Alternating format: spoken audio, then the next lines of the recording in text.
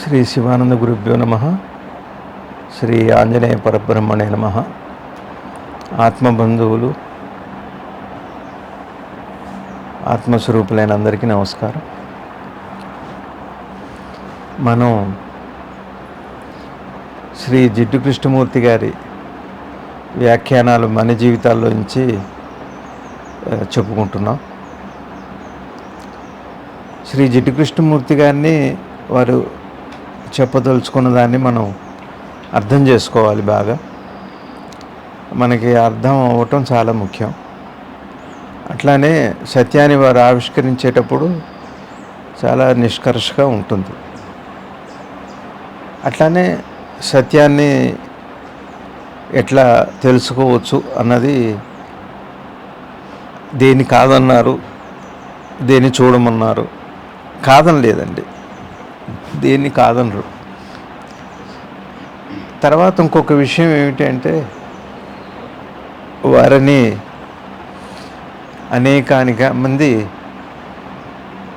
ఉపాసనలో ఉన్నవాళ్ళు, సన్యాసం స్వీకరించిన వాళ్ళు, అట్లానే సామాజిక సేవలో ఉన్నవాళ్ళు, సంస్థల్లో ఉన్నవాళ్ళు, వివిధ సంస్థల్లో ఉన్నవాళ్ళు, వివిధ వృత్తుల్లో ఉన్నవాళ్ళు, వివిధ సమస్యల్లో ఉన్నవాళ్ళు వారిని సందర్శించటం జరిగింది. ఈ సందర్శించిన వాళ్ళంతా కూడా వాళ్ళ మనసులో సత్యం తెలుసుకోవాలని వెళ్ళారు వారి దగ్గరికి.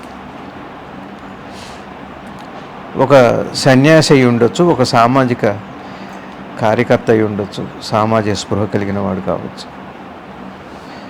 ఏది ఏమైనప్పటికీ కూడా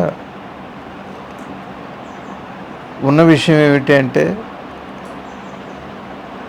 వారు చెప్పే బోధలు మనం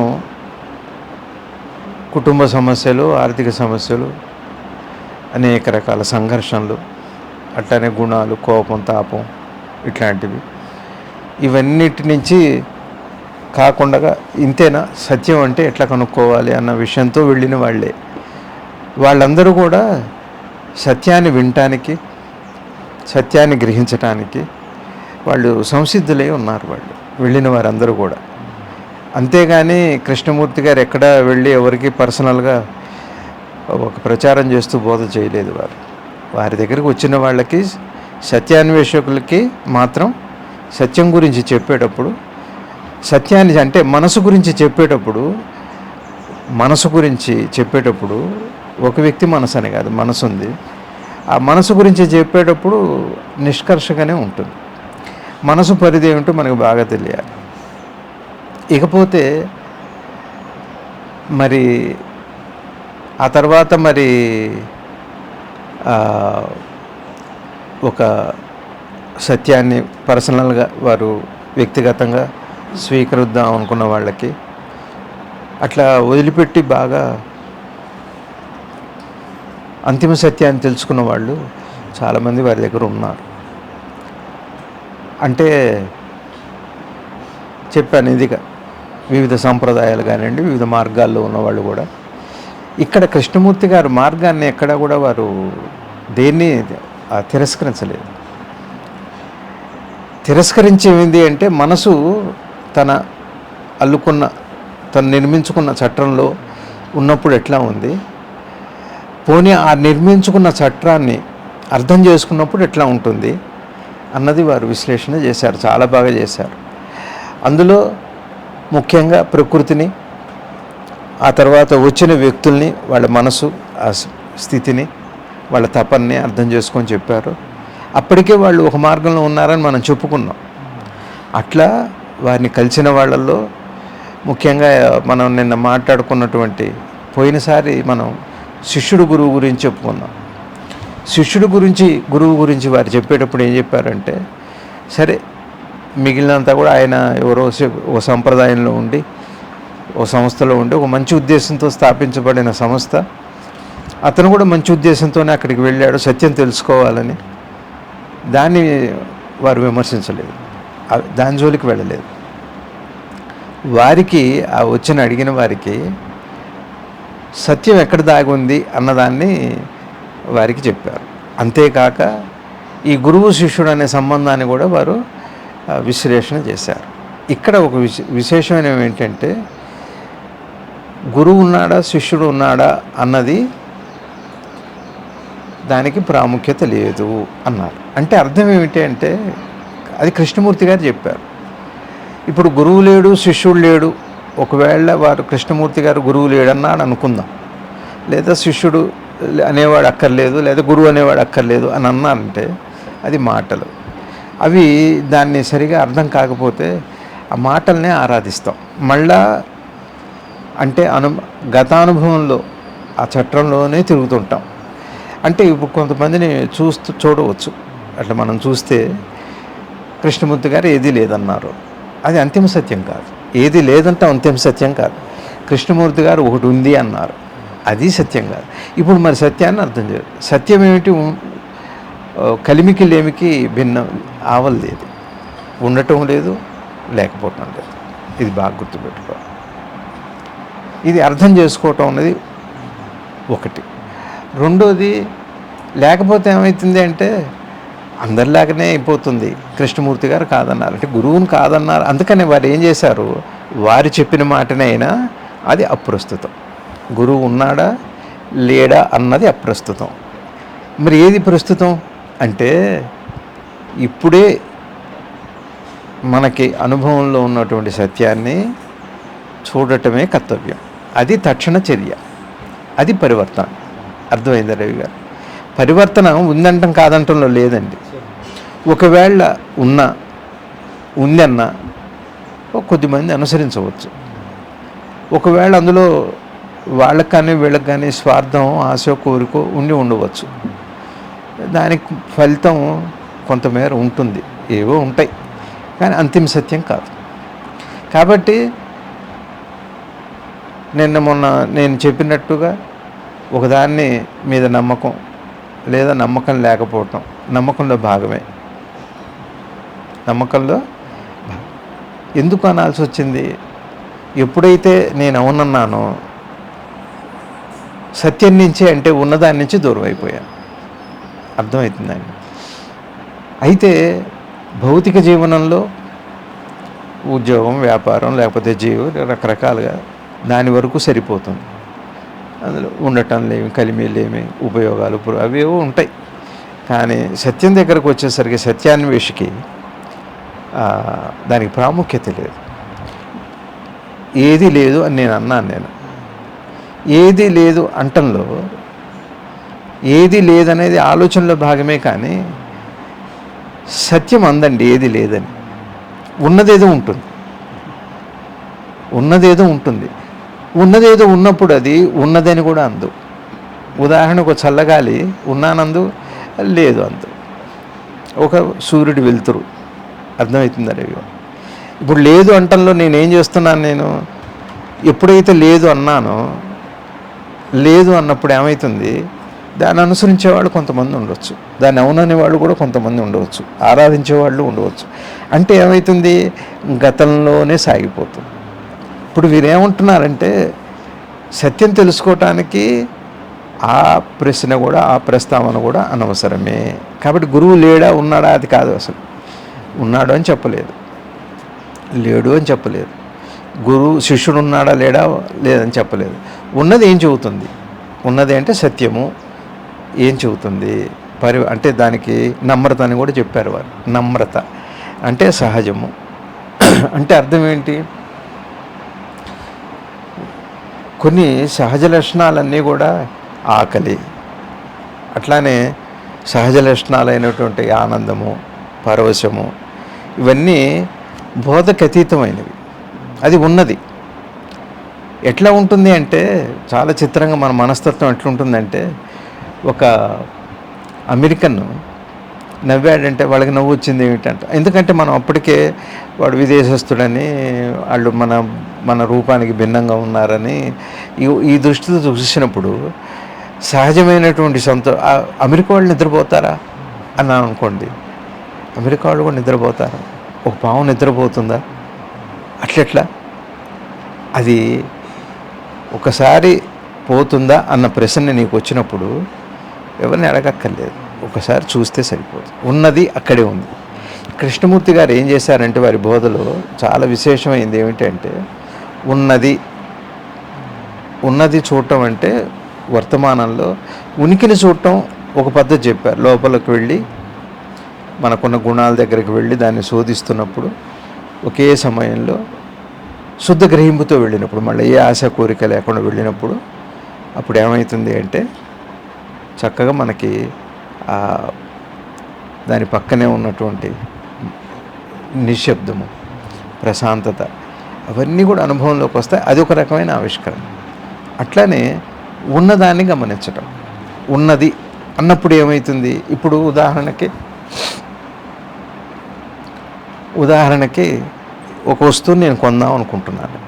ఏదో బట్టో కారో ఏదో ఒక వస్తువు.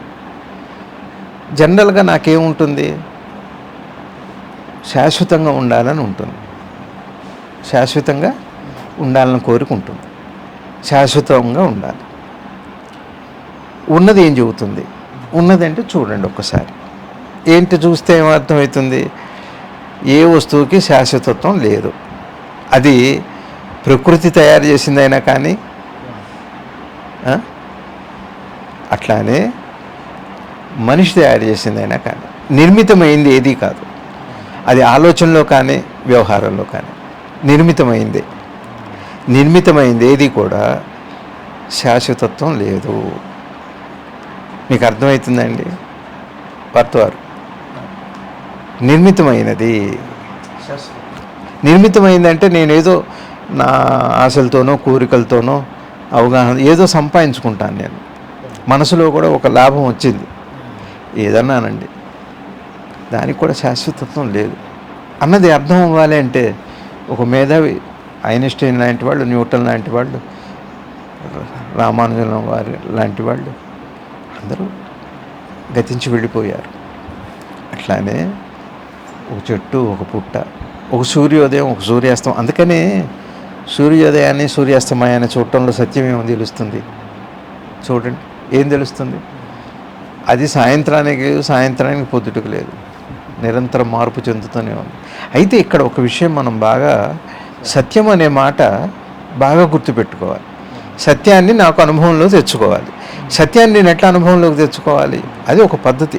ఏదో ఒక పద్ధతి ఏమిటి అంటే ఉన్నదాన్ని ఉన్నట్టుగా గ్రహించటం, అంతే చెప్పారు వారు. ఆ ఉన్నదాన్ని ఉన్నట్లుగా గ్రహించటంలో ఏమిటి అంటే ఒకటి మనసులో మనోనిర్మితమైంది ఒకటి, ప్రపంచంలో ఒకటి. ఇప్పుడు మరి సూర్యోదయంలో,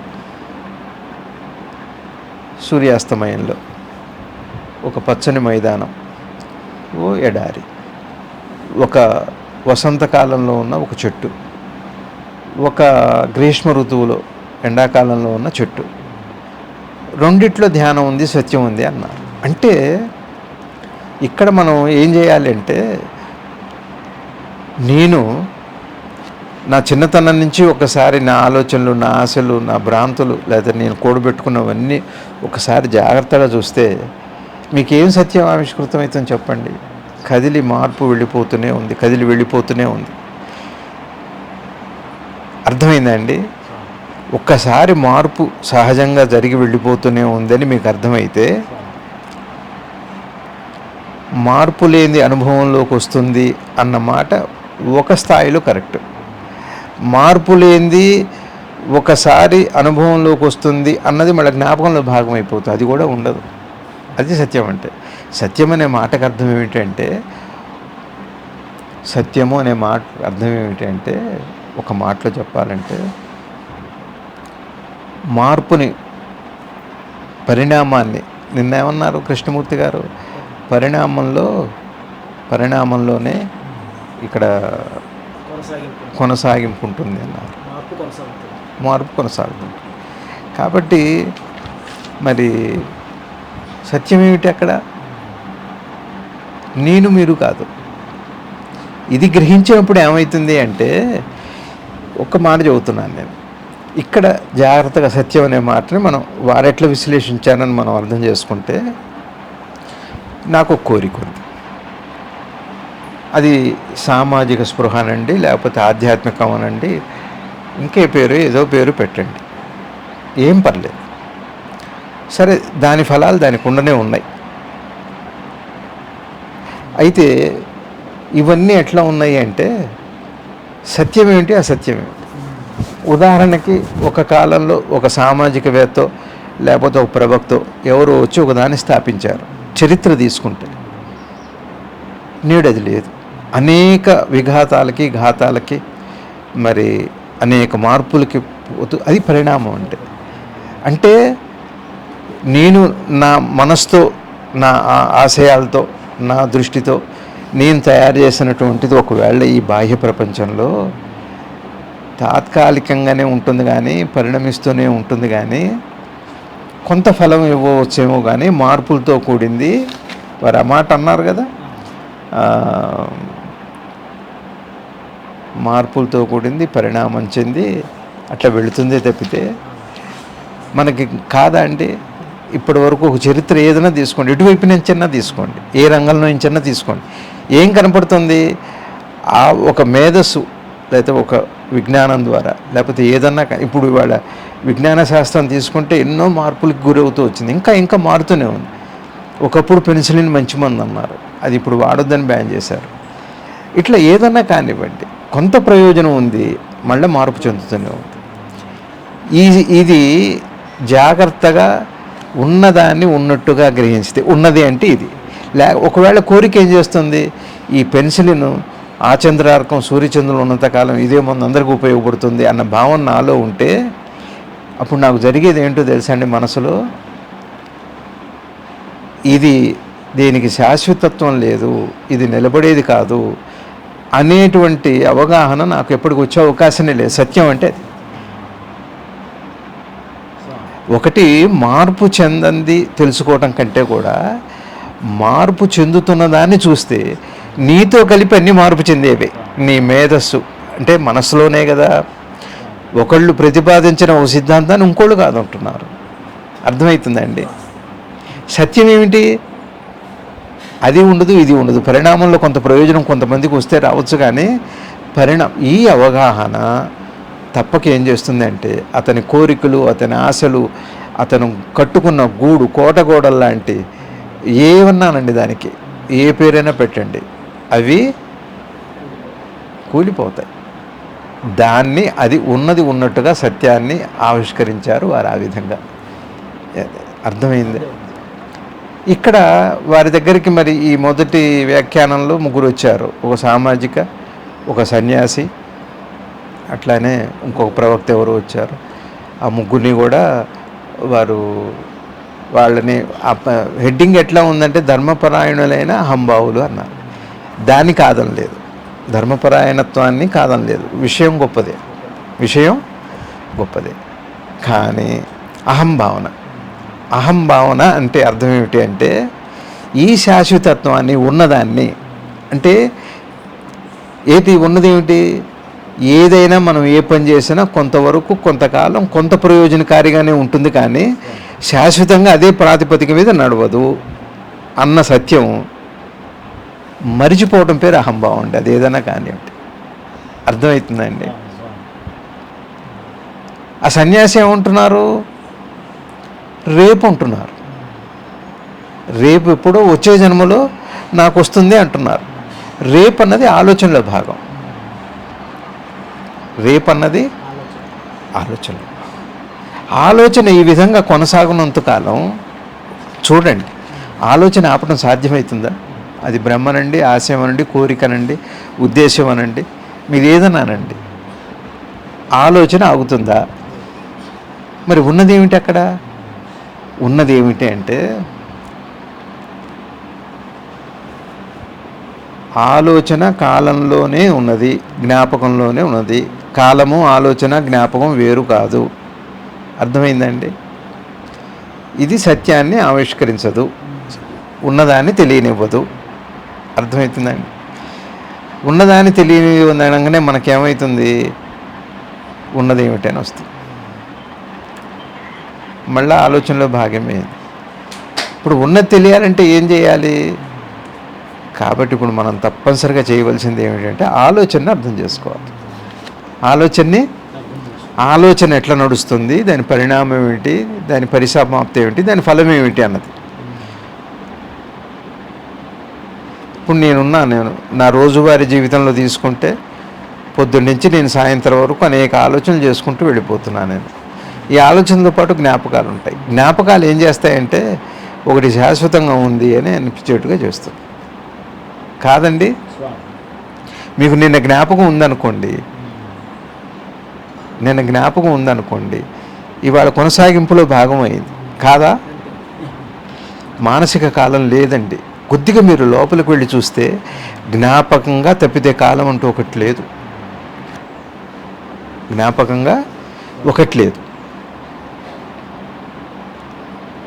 అదండి. గురువు ఉన్నారా లేరా అన్న మాట నేను ఇప్పుడు మీకు చెప్పాను. ఇప్పుడు నేనేం చేస్తా, లేడనో ఉన్నాడనో అంటాను నేను. ఏది నా నమ్మకాన్ని బట్టో లేదా ఇంకో ఎవరో చెప్పిన దాన్ని బట్టో ఏ పుస్తకంలోనో ఏదో కారణం చేత నేను లేదంటున్నాను నేను. ఇది కాలంలో భాగం, కాలస్వరూపం.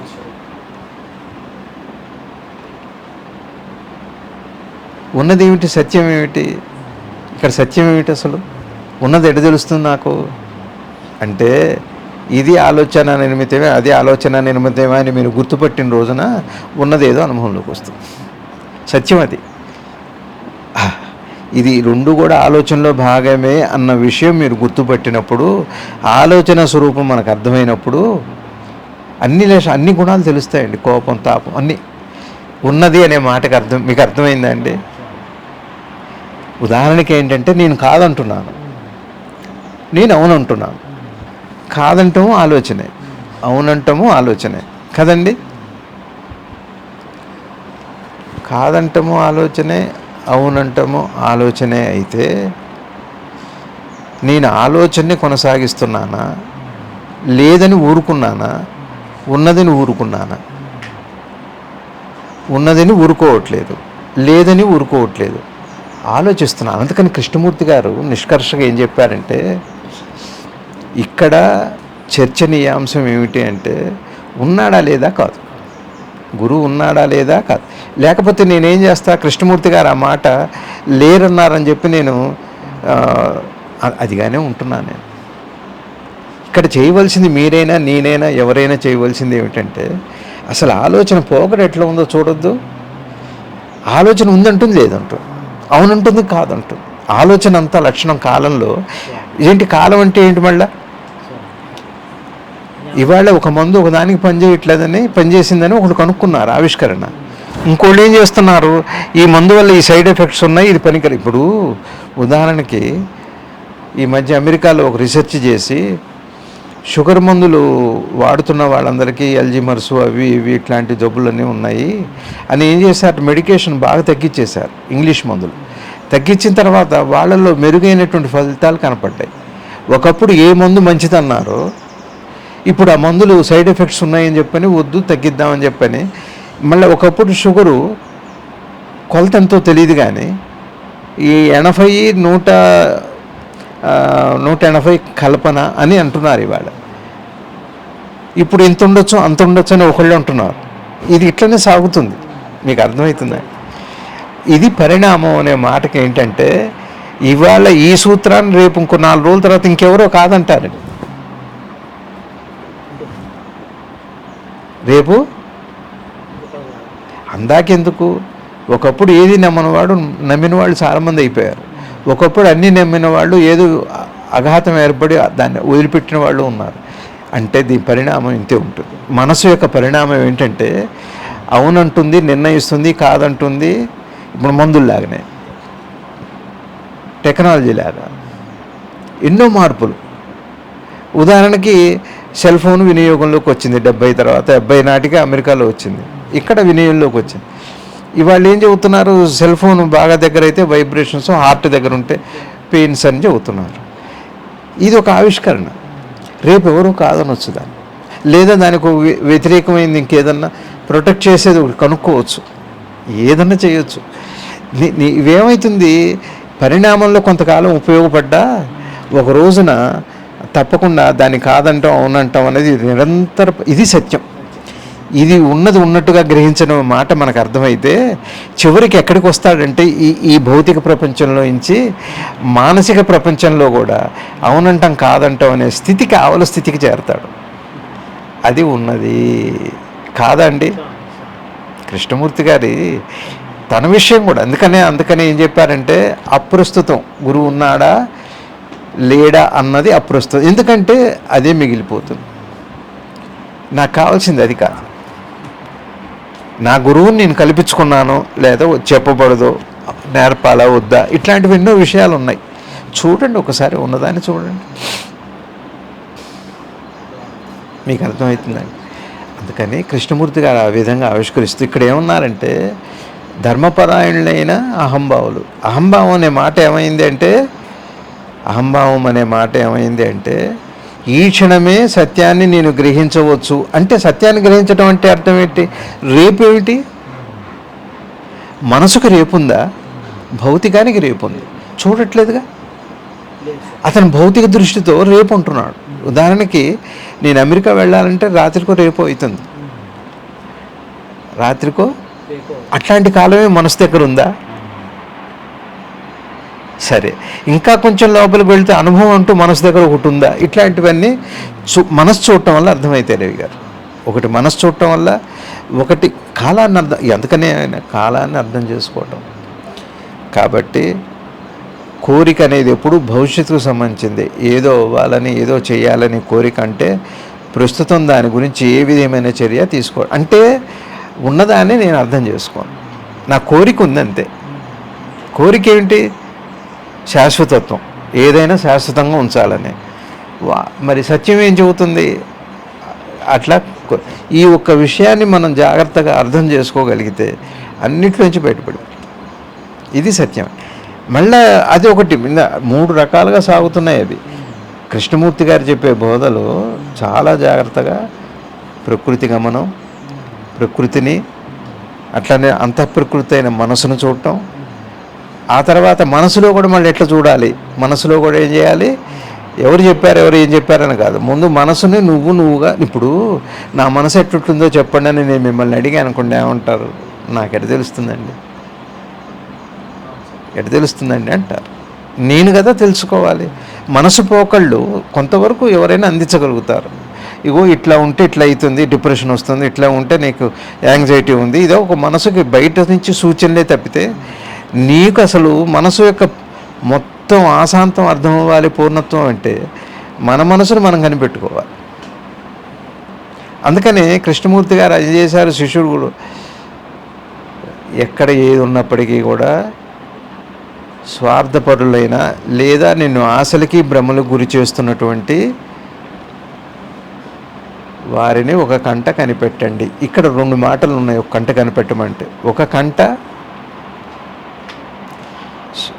బోధ నాకు అటువంటిది వస్తుందా, వాళ్ళు ఎవరన్నా కానివ్వండి, ఆశల వైపు సత్యం కాకుండా చెబుతున్నారా, భ్రమల్లో ఉంచుతున్నారా? భ్రమ అనే మాటకు అర్థం ఏంటి? శాశ్వతత్వం లేదు దానికి. కోరిక ఏం చేస్తుంది అంటే రేపు ఉంటుంది. రేపు అనటమే కాకుండా ఇప్పటికిప్పుడే తక్షణంగా గమనించవలసిందని పోస్ట్పోన్ చేస్తాడు. అర్థమవుతుందండి.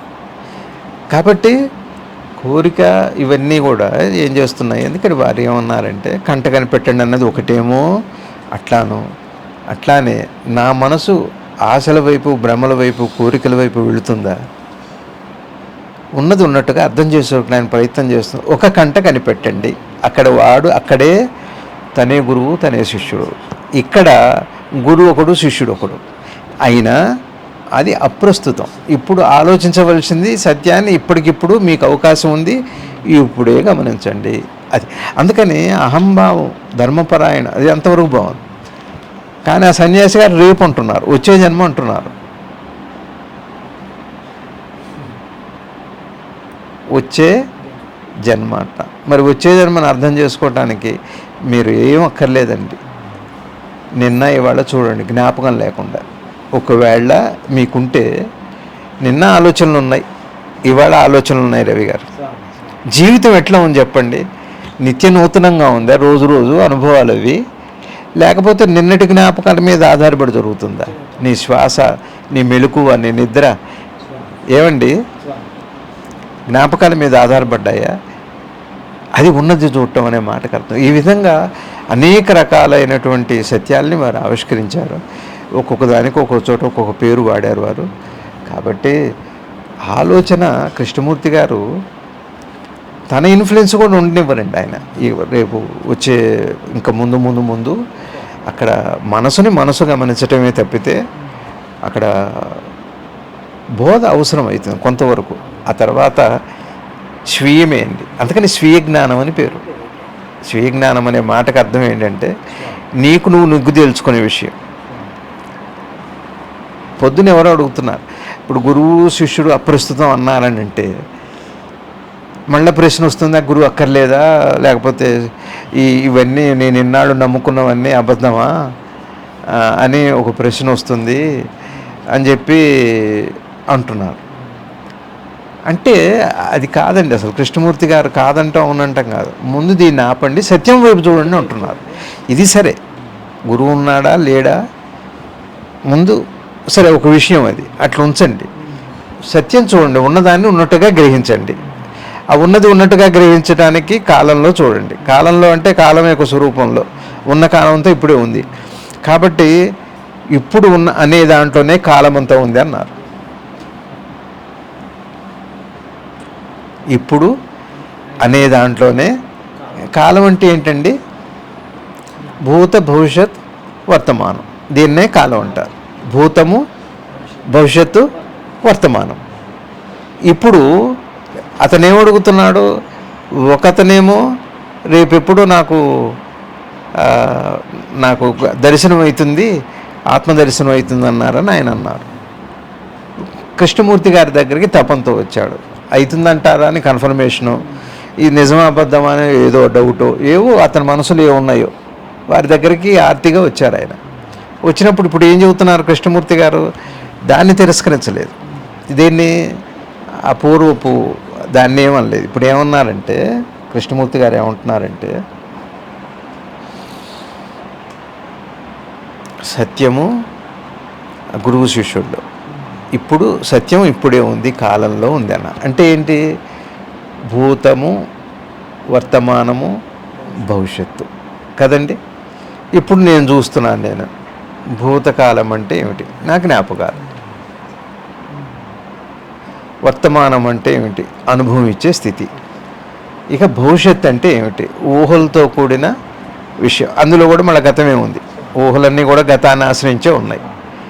ఇకపోతే ఒకటి భూతకాలం అనుభవం కాదు, గడిచిపోయిన అనుభవం. అనుభవానికి పనికిరాదు, అనుభవించడానికి ఏం పనికిరాదుగా. వర్తమానము అనుభవానికి మాత్రమే సాధ్యం. ఇకపోతే భవిష్యత్ కాలం, అది అనుభవానికి సంబంధించింది కాదు. ఊహలు, ఇవేవో భ్రాంతులు, భ్రమలు ఏమన్నానండి. ఇప్పుడు మనం ఏం చేస్తాం చెప్పండి? నాకు అనుభవం కావాలి. ఏం చేయాలి? ఇప్పుడు వర్తమానాన్ని చూడాలి. వర్తమానంలో అనుభవం ఉంది అంటున్నారు. అప్పుడు వర్తమానాన్ని చూడటం అనే మాట, వర్తమానాన్ని అర్థం చేసుకుంటే అప్పుడు ఉన్నది ఏదో తెలియదు. ఉన్నది అంటే ఏం తెలుస్తుంది అప్పుడు? అంటే రవి గారు, భూతంలో కానీ భవిష్యత్తులో కానీ సంబంధం లేని అనుభవం ఆ క్షణంలోనే ఉంది. ఆ క్షణంలోనే భూతంలో లేనిది, భవిష్యత్తులో లేనిది వర్తమానంలో మీకు అర్థమైతే, వర్తమానం ఏమిటో అర్థమైతే, వర్తమానాన్ని మీరు అనుభవం అనే మాటే నిజమైతే, అనుభవం, ఎక్స్పీరియన్సింగ్ రెండు ఉన్నాయండి. ఎక్స్పీరియన్సింగ్, ఎక్స్పీరియన్సర్ అంటారు కృష్ణమూర్తి గారు. అనుభవము, అనుభవపరుడు. తర్వాత అనుభవము అనుభవిస్తూ ఉండటం. అనుభవము అనుభవిస్తూ ఉండటం. అనుభవిస్తూ ఉండటమే అనుభవపరుడు. చాలా చాలా సటిల్గా ఉంటాయి, నిశ్చితంగా గమనించాలి. మీకు వర్తమానం అంటే అర్థమైందే? సత్యం ఎట్లా ఉంది అంటే, నువ్వేం కోరుతున్నావో, నువ్వే ఆవిష్కరణ సత్యం అని అనుకుంటున్నావో, ఒక్క క్షణం వర్తమానంలో అంటే అర్థం ఏంటి? నువ్వు గతాన్ని భవిష్యత్తుని అర్థం చేసుకునేటట్టయితే, దాంట్లో అనుభవం లేదన్న విషయం నీకు స్పష్టంగా హృదయంలోకి వెళితే వర్తమానంలో తప్పకుండా ఉంటావు నువ్వు. అది ఉన్నదంటే ఇది విచారణ. కృష్ణమూర్తి గారు చెప్పిన ఇది పరివర్తన ఇప్పుడు ఈ క్షణమే. అందుకని వారికి ఏం చెప్పారంటే, వారు కాదనే ఉన్నని ఏమనలేదు. ఏమంటున్నారంటే ఇప్పుడు ఉన్న దాంట్లోనే సత్యం ఉంది. అది ఒక వ్యక్తికి సంబంధించిన కాదు, ఒక తీసుకొని ఆశ్రయించే విషయం కాదు ఈ క్షణానికి. ఇది కృష్ణమూర్తి గారిది. మళ్ళీ మొత్తంగా కాసేపు చెప్పుకున్నాం. రేపు మళ్ళీ మనం తాజాత్మ భావన అన్నదాన్ని చాప్టర్ రేపు కొద్దిసేపు చెప్పుకుందాం. నమస్కారం. ఏమన్నా అనుమానాలు ఉన్నాయా?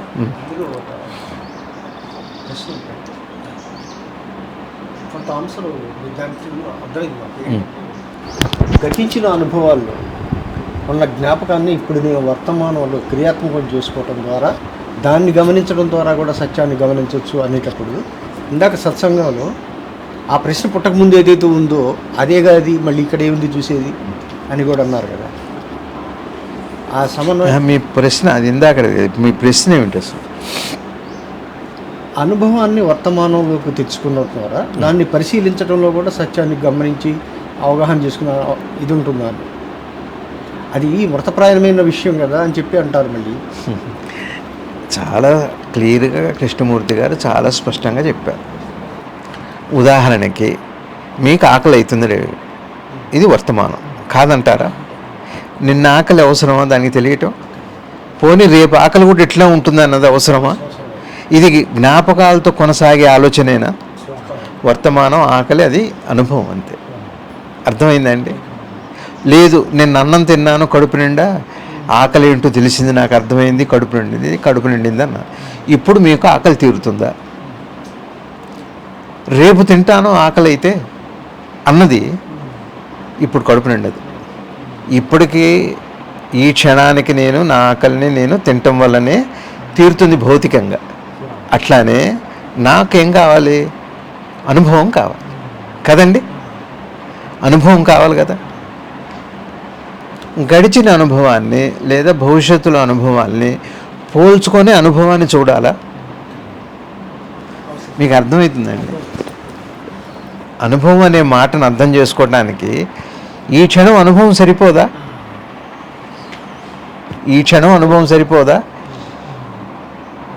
ఈ క్షణం అనుభవాన్ని మీరు చూడగలిగితే గతం యొక్క ఆ నీడ, అట్లానే దీని యొక్క నీడ వర్తమానం మీద ఏ విధంగా దాన్ని కప్పివేస్తుందో మీకు అర్థమవుతుంది. అందుకని వర్తమానం చుట్టం వల్ల లాభం అది. ఇప్పుడు భౌతిక జీవనంలో ప్రతిదీ ఒక పాత జ్ఞాపకాన్ని, ఒక పాత అనుభవంతో ముందుకు వెళ్తాం. మనసు నుంచి బాహ్యానికి అది అట్లానే జరుగుతుంది. అర్థమవుతుందండి? ఇకపోతే మనసు నుంచి బాహ్యానికి అట్లా వెళ్ళటం ఒకటైతే, బాహ్యంలో ఎన్నో సంఘర్షణలు ఉన్నాయి అనేక రకాలుగా. దానికి నాకు ఆన్సర్ కావాలి, జీవించటం తెలియాలి నాకు. రెండు ఉన్నాయండి. ఒకటి బాహ్య జీవనం అంతా జ్ఞాపకాలతోనే సాగుతుంది, ఇందులో ఏం అనుమానం లేదు. ఒక గత అనుభవం ఈ భౌతికంగా అట్లానే సాగాలి. ఇక రెండోది ఎట్లా ఉంది అంటే ద్వేషము, హింస, లేకపోతే మనం భ్రమలు, అట్లానే మూఢాచారాలు, మూఢనమ్మకాలు, ఇట్లా రకరకాల పేర్లువే ఉన్నాయి. ఇక్కడ ఎట్లా రెండు, ఇక్కడ మనసు నుంచి మనసు వర్తమానం. మనసుకి అంటే గ్రహింపు అనమాట. అక్కడ కాన్షియస్నెస్ అంటాం, సెల్ఫ్ అంటాం. సెల్ఫ్ అంటేనే వర్తమానం. రవి గారు, సెల్ఫ్ అంటేనే వర్తమానం. మైండ్ అంటేనే గతము భవిష్యత్తు. రెండు చాలా తేడా ఉందండి. మీకు సెల్ఫ్ కావాలనుకోండి, మైండ్ పక్కనకి వెళ్ళిపోవాలి, లేదా మైండ్ని బాగా అర్థం చేసుకోవాలి. మీకు వర్తమానం ఏమిటో అర్థం అవ్వాలంటే గతం భవిష్యత్తు బాగా అర్థం అవ్వాలి. మీకు అర్థమవుతుందండి? ఉదాహరణకి ఒక లెక్క, ఇప్పుడు మీకు 2x2 ఎంత అన్నాను నేను, చెప్పు 4 కదా, ఆన్సర్ వచ్చిందా? అయిపోయింది. ఈ క్షణానికి ఇది అనుభవం, వర్తమానం. మీ చిన్నప్పుడు 2x2 ఎట్లా చేశారు, అట్లా అవంతా అవసరమా ఈ క్షణానికి? మనసు నుంచి మనసుకి గతంతో పని లేదు. సరే, ఏమండి 10 రోజుల తర్వాత నేను 2x2 ఎంత అని అడుగుతాను నేను అంటే, మళ్ళీ ఇదే జ్ఞాపకం పెట్టుకొని 2x2 అని చెబితే ఆలోచించి చెబుతారా? మీకు అర్థమవుతుంది? అర్థమైంది సార్. వర్తమానం అంటే ఏంటో అర్థం. వర్తమానం అనే మాట ఏమిటి అంటే మనసు నుంచి మనసుకి, మనసు నుంచి భౌతికానికి కాదు. మీకు అర్థమైతే ఇప్పుడు నిన్న నేను అన్నం తిన్నాను, ఆలుగడ్డ కూర తిన్నాను, నాకు షుగర్ పెరిగింది. ఎవరినో అడిగాను, కార్బోహైడ్రేట్స్ ఎక్కువైనాయి, నీకు షుగర్ పెరిగింది. ఇది నాకు జ్ఞాపకం పెట్టుకొని రేపు నువ్వు దాన్ని అవాయిడ్ చేయాలా, నేను తీసుకోవాలన్నది నాకు దానికి అవసరం అండి. అది వద్దంటానికి కుదరదు. ఇప్పుడు ఇక్కడ వర్తమానం అనే విషయం మీకు అనుభవంలోకి వస్తే, నేను ఒక వ్యక్తితో ఏ జ్ఞాపకాలతో ఎట్లా ప్రవర్తిస్తున్నాను, అందుకనే ఇది ముందు ముందు వస్తుంది. ప్రేమ అని మాడతారు వర్తమానానికి, ప్రేమని కూడా వాడారు కృష్ణమూర్తి గారు. ప్రేమ అంటే ఏమిటి? నేను ఏదో స్వార్థంతో, ఆశతో, కోరికతో ఏదో హృదయంలో పెట్టుకొని చేస్తున్నాను. మీకు వర్తమాన క్షణం అర్థమైతే ఈ సమస్త జీవనంలో ఈ జాగ్రత్తలు కాక అసలు ఎట్లా జీవించాలి, ఎట్లా మనం ఆనందాన్ని పొందాలి జీవితంలో అన్న విషయం కృష్ణమూర్తి గారి బోధలో ఆవిష్కృతం అవుతుంది. మీకు ఎప్పుడు కూడా మనసు నుంచి మనసుకి పాత జ్ఞాపకాలతో పని లేదండి. మీరు ఏదన్నా చూడండి, మనసు నుంచి మనసుకి జ్ఞాపకంతో పని లేదు. మనసు నుంచి మళ్ళీ భౌతికం కానీ ఏదన్నా కానీ తప్పక, అంటే మీరు ఇంకోటి చూడండి, మీరు ఏదన్నా మీరు కాని దానికి ఆలోచిస్తారు కానీ మీ గురించి మీరు ఏం ఆలోచిస్తారు? ఒకవేళ మీ గురించి మీరు ఆలోచిస్తే మీ గుణాల గురించి ఆలోచిస్తారు. అంటే మీ గుణాల గురించి మీరు ఆలోచిస్తున్నారంటే గుణం వేరైనా అనుకోవటం చేత ఒక భ్రమలో ఉంటున్నాం మనం. జాగ్రత్తగా చూస్తే కానీ సత్యం అర్థం కాదు. చాలా ఉంది, మనం ఇక ముందు మాట్లాడుకుందాం. చిన్న చిన్నగా ఏమంటే కృష్ణమూర్తి గారు మనకి బాగా అర్థం కావటానికి చాలా జాగ్రత్తగా వారి ఉద్దేశం ఎట్లెట్లా వారి మాటలు ఇవన్నీ నిమ్మళంగా జాగ్రత్తగా గమనిస్తుంటే సత్యాన్ని, మరి లేకపోతే కష్టం అవ్వదండి. సత్యం ఎట్లా చూడటం ఏమిటి అన్నది మనకి ముందు ముందు కొంత మనం కలిసి వెళ్ళొచ్చు ప్రయాణం.